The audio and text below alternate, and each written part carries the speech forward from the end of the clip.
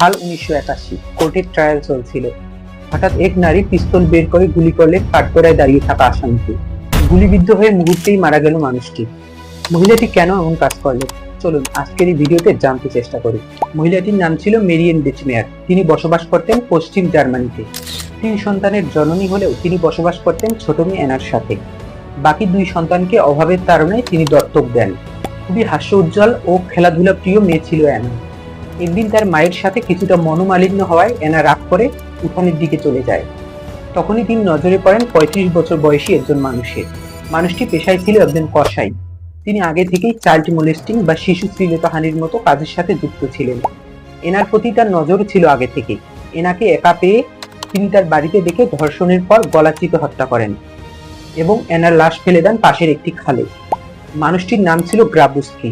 পরে পুলিশ তদন্তের পর মানুষটিকে গ্রেপ্তার করেন এবং এনার মা মানুষটির নামে মামলা করেন। মামলার কার্যক্রম অনেক দীর্ঘ হয়।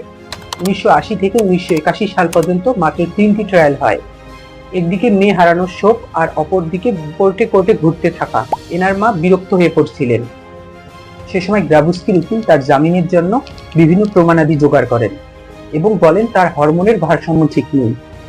বিচারের কোনো গতি না দেখে এনার মা ক্ষুব্ধ হয়ে চতুর্থ ট্রায়ালের দিন যখন বিচার চলছিল কোর্টে, তখন তিনি কোর্টে ঢুকে তার কাছে থাকা বন্দুক দিয়ে 6 বার গুলি করেন তার মেয়ের ধর্ষক ও হত্যাকারীকে। গ্রাবুস্কি গুলিবিদ্ধ হয়ে সেখানেই মারা যায়। এরপর আইন হাতে তুলে নেওয়ার জন্য মেরিয়েন বেচমেয়ারকে আটক করে জার্মান পুলিশ। এই ঘটনা জার্মানিতে জানাজানি হলে জার্মানির মানুষ মেরিয়েন বেচমেয়ারকে রিভেঞ্জ মাদার খেতাব দেন এবং আদালত মেরিয়েনকে আইন হাতে তুলে নেওয়ার জন্য 6 বছরের সাজা শোনান। জার্মানির সাধারণ মানুষের বিক্ষোভের মুখে জার্মান সরকার 3 বছর পর মুক্তি দিতে বাধ্য হয় মেরিয়েন। 1996 সালের সেপ্টেম্বরে ক্যান্সারে আক্রান্ত হয়ে মারা যায় এই রিভেঞ্জ মাদার। এভাবেই শেষ হয় একজন সংগ্রামী মায়ের মেয়ে হত্যার প্রতিশোধের কাহিনী।